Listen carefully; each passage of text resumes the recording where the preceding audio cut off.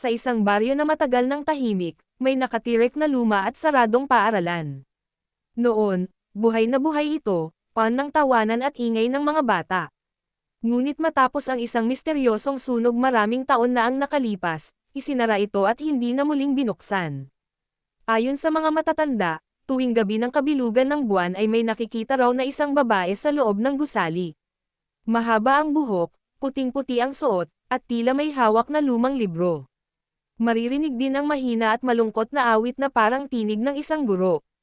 Isang gabi, 3 kabataan ang naglakad papunta sa lumang paaralan upang patunayan na kathang-isip lang ang kwento.